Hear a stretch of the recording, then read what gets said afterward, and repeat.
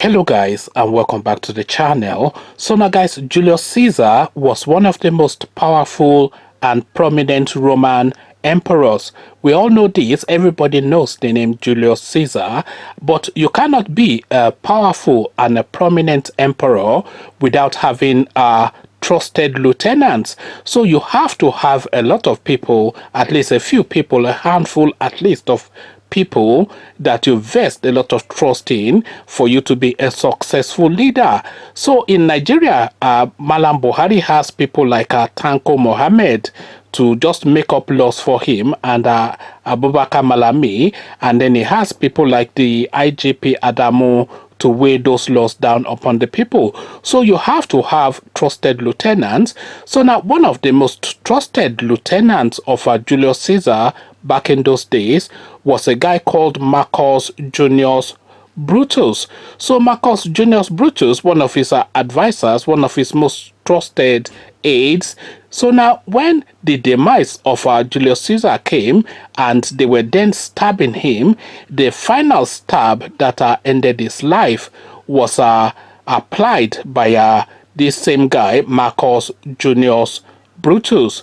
So then when that knife was traveling its way towards Julius Caesar, and I'm talking about the knife metaphorically, and I'm really talking about betrayal and treachery in the broader sense. But when that metaphoric knife was traveling its way towards the body of Julius Caesar was reputed to have uttered this now infamous words, et tu brute, et tu brute. So now that is Latin, of course, et tu brute, but the loose English translation is you too Brutus, or even you Brutus, or you as well Brutus. So the betrayal, of course, is something that is an ever-present danger within the highest echelons of governance. So when you are at the topmost of the topmost in governance, you always live in anticipation of betrayal. But there are certain people that have traveled with you for that long and that closely that you cannot really see treachery coming from that quarter. So when treachery does come from that quarter, the betrayal is even a bigger pain than the treachery. And this, of course, was what led to Julius Caesar saying that et tu brute. So et tu brute, as guys, I bring you this. Presidency denies Buhari Tinubu quarrel as EFCC probe continues. So a lot of you, of course, know that Tinubu, at least a few of you, and if you don't know, then know now, Tinubu is under probe by the new EFCC guy who has been brought in especially to carry out this particular mission, brought in, of course, by Abubakar Malami. But Tinubu is under intense probe by the EFCC. And if there is one person within the Nigerian landscape that cannot survive a financial probe, it is Tinubu, because corruption is his middle name. So it's Tinubu is Ahmed Corruption Tinubu. That is his real full name, Ahmed Corruption Tinubu. This guy is the poster child of corruption in Nigeria. The only people that sit on top of him, ahead of him, are people like Babangida and Abacha. So remove Babangida and Abacha, and the next marquee name for corruption in Nigeria is Tinubu. So there's absolutely no chance of an element like Tinubu surviving probity. But then, of course, if Tinubu was ever going to be probed, it was never going to be, or it should never be by somebody like Buhari. So et tu brute, as again, presidency denies Buhari Tinubu quarrel as EFCC probe continues. So now let's now see now how again the Fulani betrays the Yoruba man. The State House on Wednesday sought to put paid to widespread reports of a fracture between President Muhammadu Buhari and his political ally Bola Tinubu, saying there was no rift between the two politicians as they share mutual and lasting regards for each other.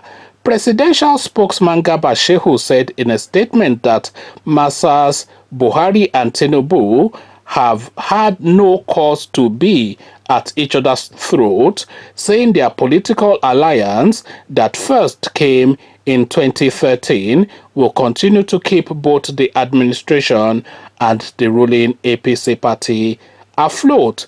Recent reports of a rift between the two leaders of our party are false, the handiwork of some media mischief makers. Mr. Shehu said, "It is quite unfortunate that certain sections of the media feed on birthing controversy, providing a nexus for naysayers who walk behind the scenes, planting such stories which are absolutely false."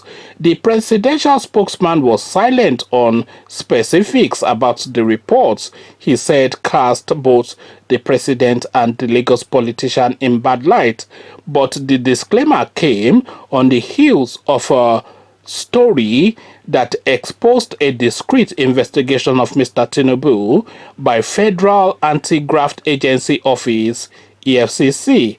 After documents were uncovered about the investigation, a presidency official told one of the correspondents that Mr. Buhari was aware of the investigation but had decided to allow the anti-graft detectives to conduct their duty without interference. A source close to Mr. Tinubu also told correspondents that the politician had reached the president with complaints about his probe, seeking to quash potential charges that could ruin his 2023 presidential ambition. Public commentators have since considered the EFCC action as an affront to Mr. Tinubu's status in the ruling party, whilst slamming Mr. Buhari as an ingrate for allowing such to play out under him. Mr. Buhari, as president, can order the EFCC to stand down the charges against Mr. Tinubu, but he has yet to do so. Correspondents understand Mr. Tinubu played a crucial role in bringing Mr. Buhari to power in 2015, having been rejected in 3 previous attempts by Nigerians who saw him as a divisive and destabilized former military dictator. When he dispelled all concerns about a fusor between Messrs. Buhari and Tinubu on Wednesday night, Mr. Shehu did not say whether or not the president will intervene in his allies' ordeal at EFCC. The disclaimer should also mean little should the EFCC proceed with its probe of Mr. Tinubu's financial and material possessions, said political analyst Shola Olubanjo. The president's aide should not have bothered with the statements, Mr. Olubanjo said. I think they should have held on to it until we can say for sure that Tinubu will not be charged by the EFCC or other federal agencies, because ultimately the statement will not matter at all if Tinubu is charged for corruption under Buhari's leadership, the analyst said. The presidency wishes to make it clear that there is no rift between President Muhammadu Buhari and his strong ally, Asiwaju Ahmed Tinubu. The president and the Asiwaju have a strong commitment to the All Progressive Congress APC towards bringing change, and this is a commitment they have made to the Nigerian people. Recent reports of a rift between the two leaders of our party are false, the handiwork of some media mischief makers.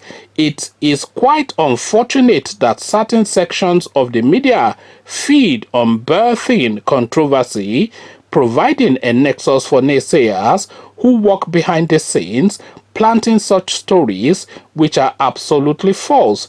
This administration is aware of pessimists and cynics who willfully spread misinformation to create doubt in the mind of the people about the relationship between its leaders and whether the party will remain intact or not.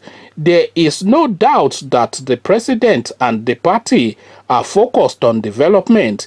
peace and security, restructuring of the economy, and war against corruption in the country, and will not be diverted to anything else. This desperate attempt to fool the people will not succeed.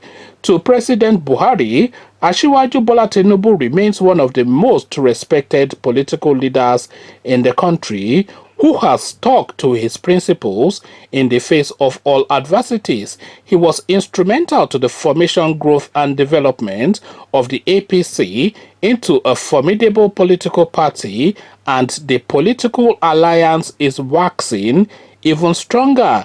If Asiwaju is not frequent face in Aso Rock, it is on account of the fact that he is not a cabinet member in this government.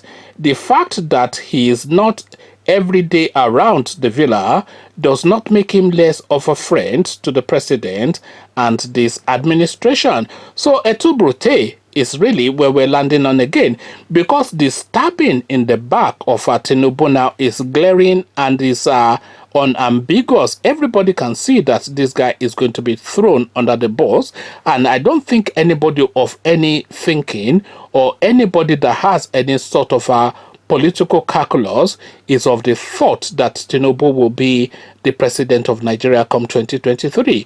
There's a good chance that the presidency will come to the south.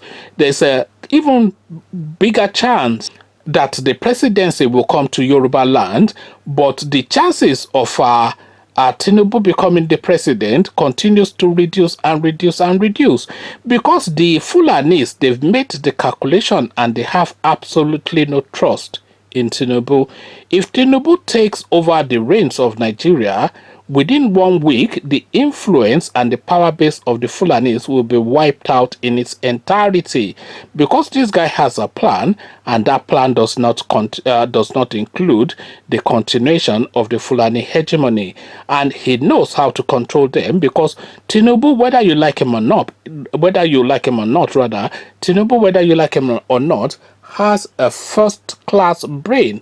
So the brain might be devious, but nevertheless, he has a sharp mind. He has a a vast influence, and he knows what he wants. So when Tinubu, or if Tinubu takes over the reins of power in Nigeria, the end of the Fulani era is permanent, because of course he's just going to shore up their borders in that Niger Republic Chad, and put Igbo and Yoruba soldiers there to make sure that these people are not transiting as freely as they do. They will of course continue to launch with their AK-47, but then the weaponry of the Nigerian space.